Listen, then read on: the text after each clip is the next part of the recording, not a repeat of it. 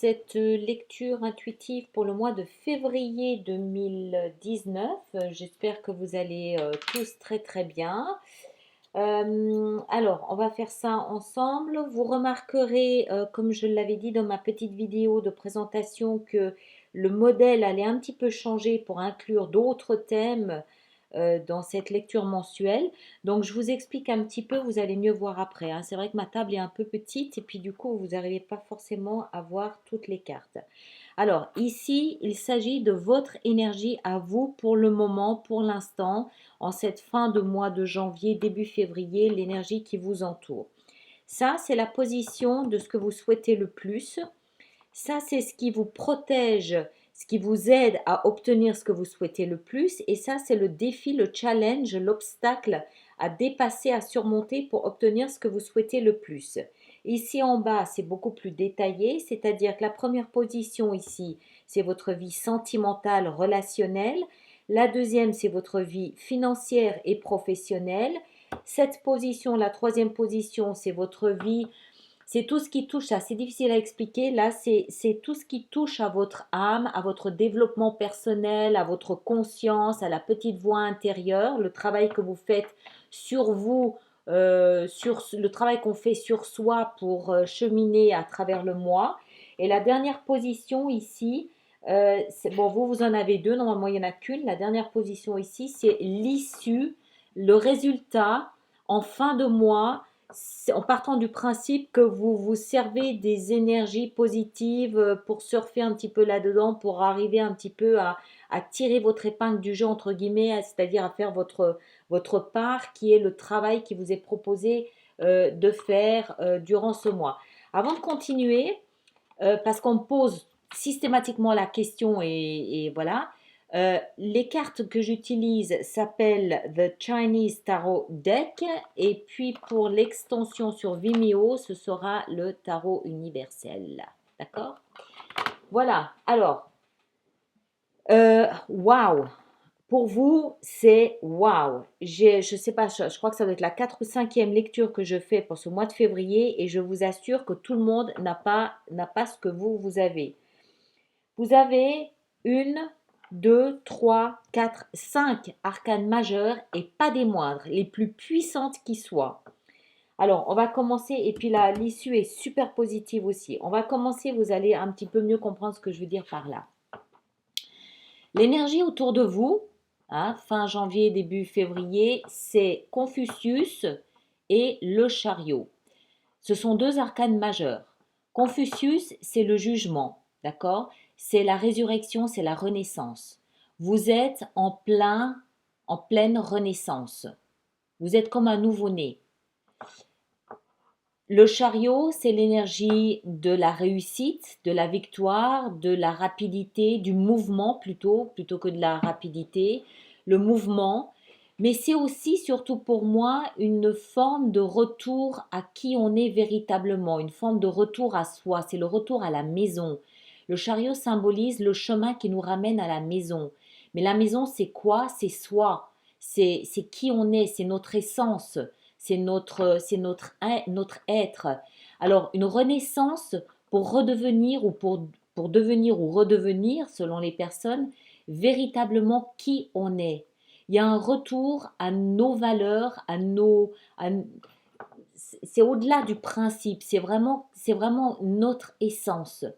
Vous, bon, je me souviens plus des lectures des mois précédents, donc je voudrais pas, voilà, mais vous avez vraisemblablement dû traverser deux, trois choses qui vous ont probablement obligé à vous interroger sur qui vous êtes, sur qui vous êtes, sur ce qui a de l'importance pour vous dans votre vie, sur ce que vous souhaitiez atteindre, sur ce que vous étiez peut-être aussi capable d'atteindre, ce que vous ne vouliez plus, enfin ce genre ce genre de questions très, très introspectives. Mais ce qui se passe là, je pense fin janvier, début février, c'est que vous n'êtes plus dans ces interrogations, vous êtes dans la renaissance, vous êtes dans la lumière de qui vous êtes, dans la lumière de ce qui est important, dans la lumière de ce que vous voulez, dans la lumière de votre puissance, la lumière de votre amour, de vous, de votre identité. C'est la renaissance, mais avec vraiment, avec tout ce que le chariot peut amener de rapide, de juste, de balancé, d'équilibré. C'est vraiment un retour à qui je suis moi. Alors, et puis on le voit ici en bas, vous verrez, on va revenir dessus, de toute façon, vous comprendrez mieux. Ce que vous souhaitez le plus, c'est la 3 de denier. La 3 de denier, elle symbolise la construction. Généralement, sur d'autres jeux, c'est en fait, ce sont des bâtisseurs d'églises, de cathédrales. Ce qui veut dire que d'une certaine façon, la 3 de denier, elle symbolise aussi la construction avec les trois matières que sont le corps, l'esprit et la foi. D'accord? Donc c'est comme s'il y avait vraiment un retour à l'essentiel, à ce qui représente votre pylône, votre pilier, le pilier de votre individu, et vous êtes en phase de construction, vous établissez des plans pour construire sur quelque chose de solide, de durable, comme les bâtisseurs de cathédrales à l'époque. Vous êtes pas, ce que vous voulez, je pense, c'est construire sur des bases saines, retour à soi, renaissance, nourri de l'expérience de ce que vous avez vécu précédemment, c'est-à-dire nourri de, probablement d'échecs, probablement des leçons apprises de ce que vous avez vécu précédemment.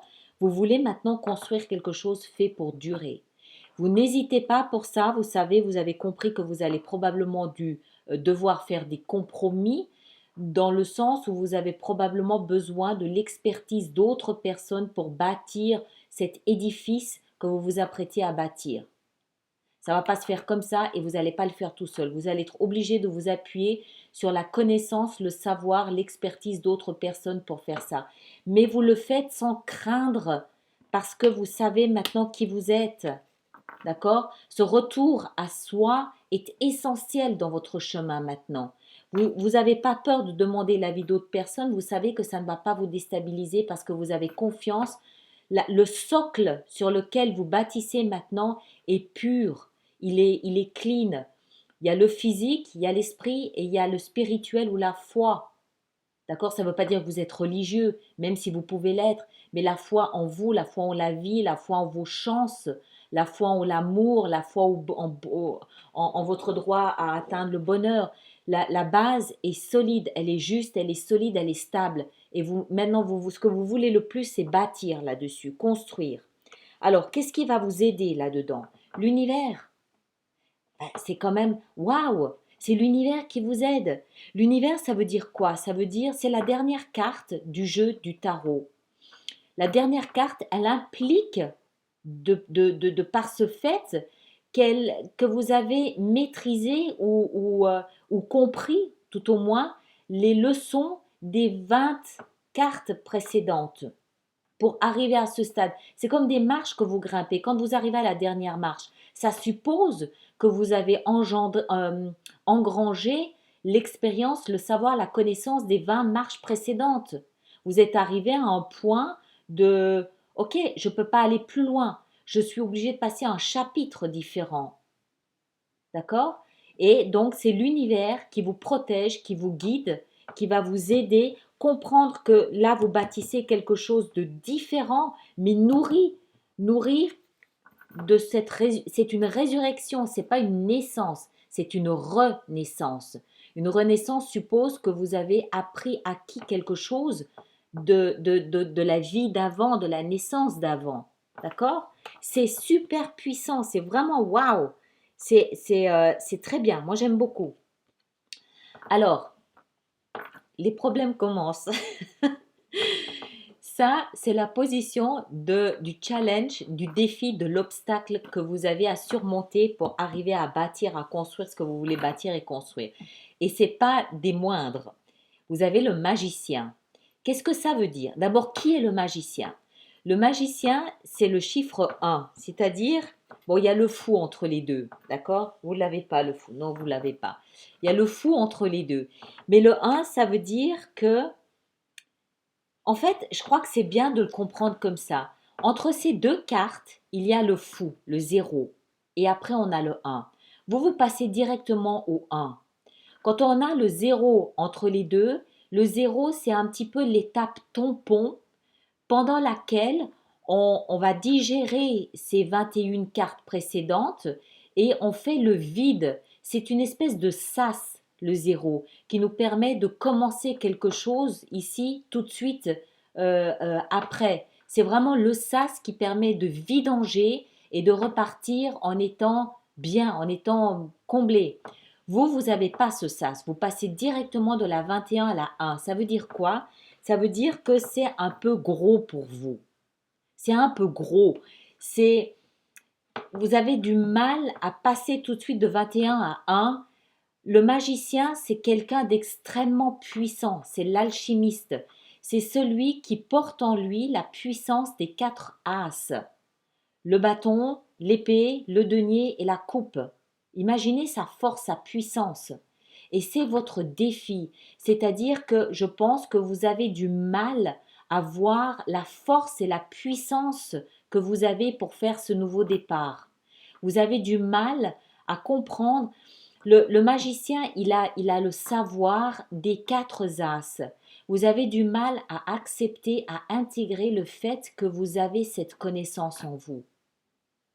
D'accord? C'est un peu votre défi, c'est un peu votre challenge. On continue, on va voir après sur Vimeo comment on peut aller plus loin là-dedans. Votre vie sentimentale, vous avez l'impératrice. Je pense que bon nombre d'entre vous, hommes ou femmes, pouvaient accueillir soit la naissance d'un enfant, soit la naissance d'un nouvel amour.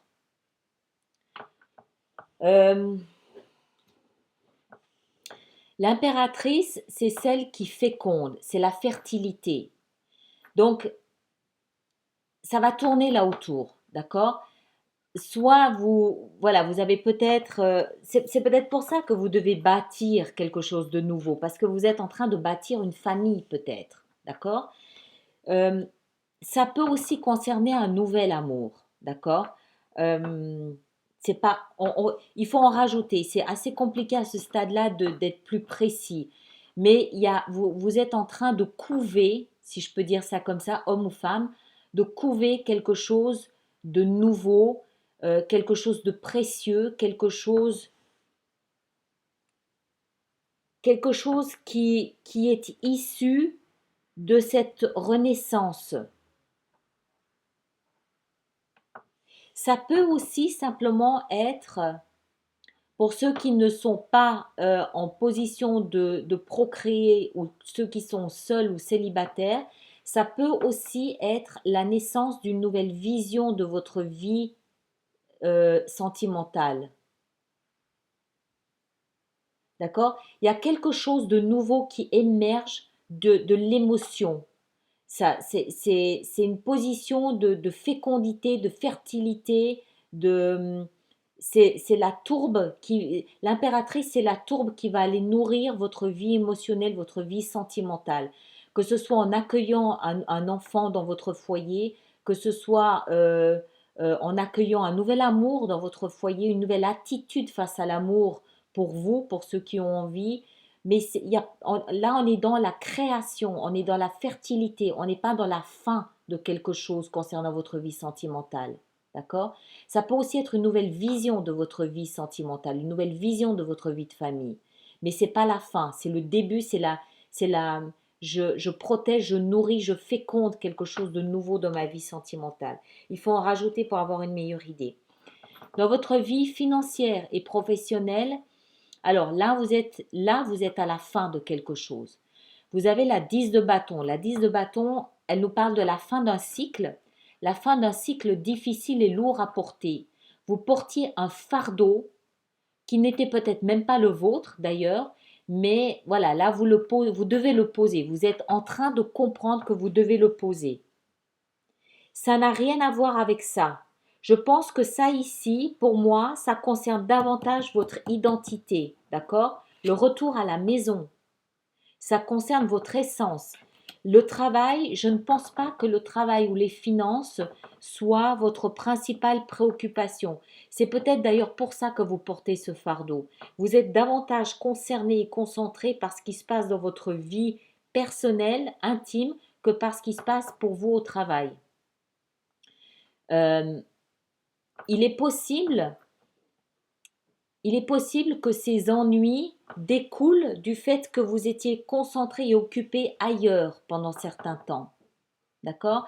Mais pour moi, ça ne concerne pas le travail. C'est autre chose. Votre vie spirituelle ou votre vie de développement personnel ou votre conscience, elle porte la carte du 7 de denier. Le 7 de denier, elle représente une énergie de bilan, de contemplation du passé. Ça va très bien avec ce qui se passe ici. Pour moi, c'est plus vraiment votre vie personnelle que vous développez là. La 7 de denier, elle vous invite à vous arrêter. Donc c'est très bien dans la position de la conscience. Elle vous invite à vous arrêter et à contempler ce que vous avez fait par le passé. Vos actions, vos investissements, vos choix, vos prises de position, vos, vos échecs aussi. D'accord? Dans votre vie d'une manière générale. Et c'est probablement ça qui vous permet d'arriver à cette renaissance, à moins que ce soit cette renaissance, c'est-à-dire une nouvelle vision de vous-même qui vous permet maintenant de faire face à cette espèce de bilan. C'est un bilan d'où vous en êtes, qu'est-ce que j'ai fait. Mais c'est un bilan honnête et sincère, c'est-à-dire que c'est aussi une prise de conscience des échecs que vous avez faits. Donc c'est soit ça qui déclenche une renaissance, soit c'est ce nouveau regard que vous portez sur vous, ce nouveau positionnement que vous avez dans votre vie qui vous permet de vous arrêter et de porter un regard critique, certes, mais juste sur votre comportement passé. C'est ou bien. D'accord? Pour moi, c'est ça votre préoccupation du mois. C'est pas tellement le travail. Le travail, on a plus l'impression que ça vous emmerde là. Franchement, c'est pas ça. Ça vous nourrit pas. Mais je pense pas que ce soit le travail à l'origine de tout ce qui se passe dans votre vie ici. C'est plus ça. C'est plus les deux là. Alors, l'issue, en fin de mois, si vous arrivez à bien naviguer là à travers, à ne pas vous laisser prendre dans les pièges là du oh je suis pas capable, oh je suis pas compétent, j'ai pas ce qu'il faut, et puis à ne pas vous laisser prendre non plus par le travail. En fin de mois, vous avez la 9 de denier qui est associée à la 6 de coupe. Ce sont deux cartes magnifiques, je mélange les mots, magnifiques et magiques. Très belle énergie. La 9 de denier, c'est une énergie qui vous fait comprendre que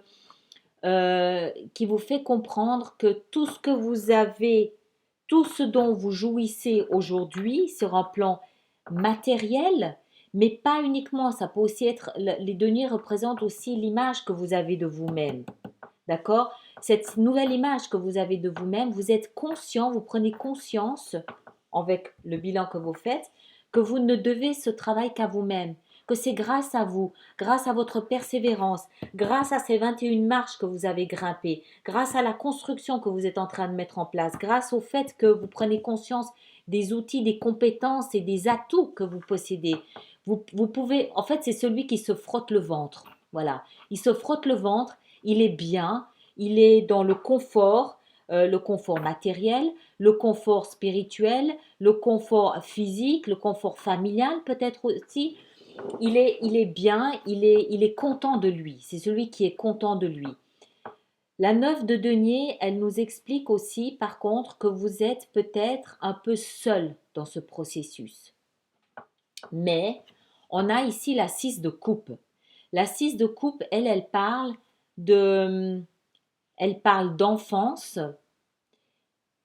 Elle parle d'enfance, elle nous parle aussi, la 6 de coupe, d'innocence, de pureté. Alors,